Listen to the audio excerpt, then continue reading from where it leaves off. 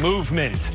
The Steelers now dropping from the 2 seed to the 3 seed, which basically doesn't mean anything in terms of bye weeks. Only the 1 seed gets the bye, but it changes your matchup. So the Bills now get the opportunity to play the lowest seed, the 7 seed, which right now is the Dolphins. If the playoffs started today, the Steelers would face the Indianapolis Colts, who, as it turns out, they end up facing next week anyway. So let's take a look at this. Obviously, the first half was a big part of the reason why the Steelers fell flat here. How did you see it start to unravel for Pittsburgh, TD? I mean, mistakes. I mean, you watched it early on. Juju has the fumble.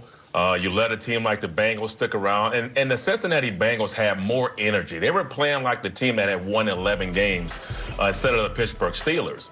And they just kept bringing it. You know, they were more physical than the Steelers, and the Steelers kept giving them opportunities with, again, the snap fumble right here, as you see right there. I mean, you had the interception by Big Ben.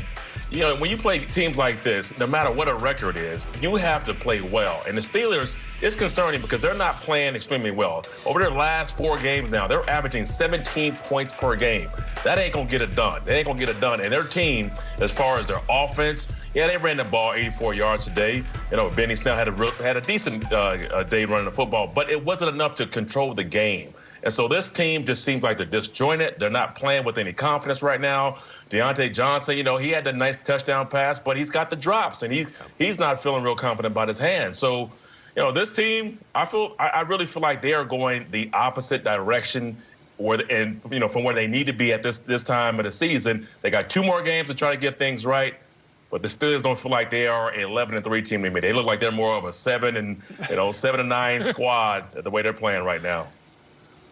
TD, you're absolutely right, man. We watched this Pittsburgh Steelers start off 11-0. I mean, everybody was saying, is this the best team in football? And you watch them these last couple weeks, and they are just not in rhythm on the offensive side of the ball. And we know division games are tough. We know it doesn't matter your record. When you get in these division games, it is a dogfight every single time. So you should have expected this tonight. But watching this Pittsburgh Steelers offense just totally out of sync, and it starts with the guy under center, and that is Big Ben. I mean, you see some of these throws. I mean, yeah, Juju was dancing on the circle, but oh my, you just gonna throw him into this Big Ben? Are you mad at him, Big Ben, for doing that? Because you can't just throw him into that, running into that zone like that. That is just bad football by Big Ben. And a lot of these throws we're seeing he was not making early in the season, and now you're seeing them show up. And it's not like the receivers are just blanketed. It's guys that are wide open and Big Ben not making the throws. But you're right, TD. This Pittsburgh Steelers football team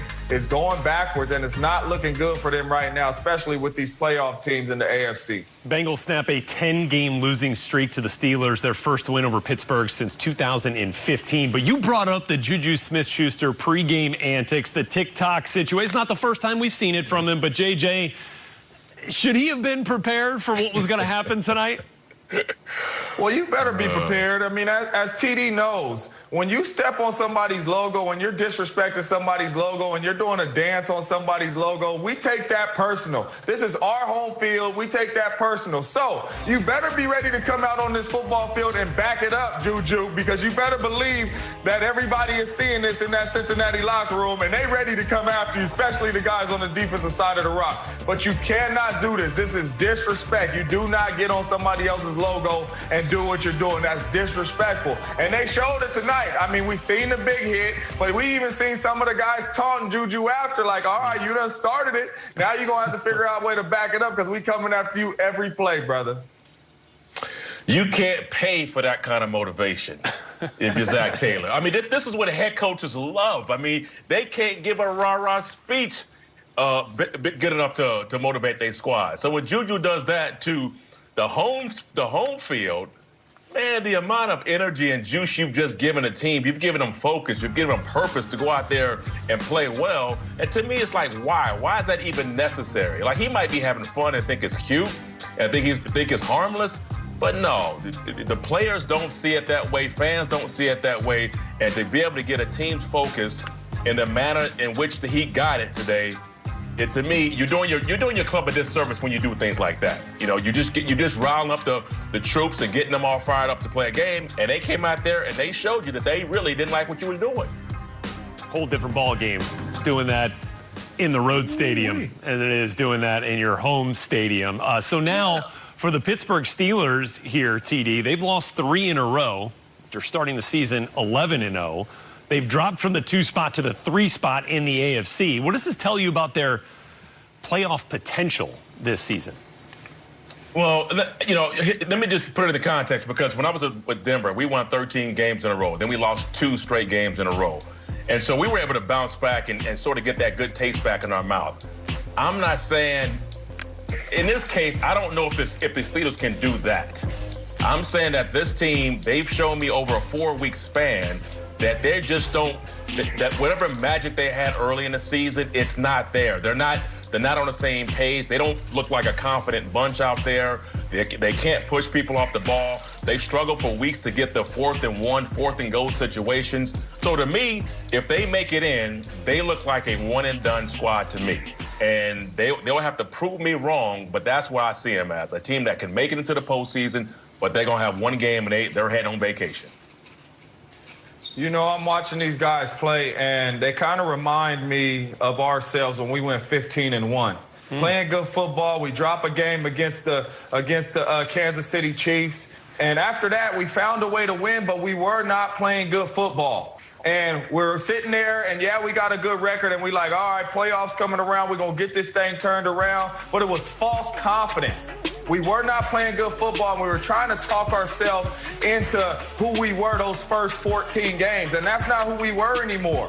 But it was false confidence. That's what I see with this Pittsburgh team. It is false confidence. You started 11-0. You think you're going to get out of this. You think you're going to snap out of it, but you're not. This is who you are. You are not good on the offensive side of the ball. Your defense is playing well, but you're turning the ball over. You're not getting explosive plays. You can't run the rock. So right now it's false confidence for the Pittsburgh Steelers. And like TD said, going into the playoffs with those teams that was at the bottom of the screen, the Colts, the Dolphins, the Browns, the Buffalo, obviously Kansas City. It's looking one and done to me. Well, let me ask you this real quick, JJ. You think they recover enough to be able to still win this division? Because they got the Browns in Week 17.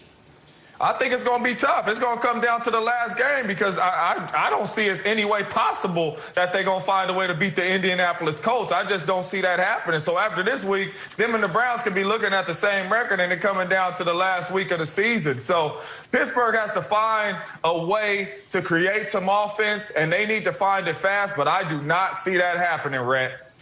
All right, Colts first, and then finishing the season with the Cleveland Browns. They got to fix things in a hurry here for the Steelers, who were playing with a heavy heart here today, as were 3 other franchises.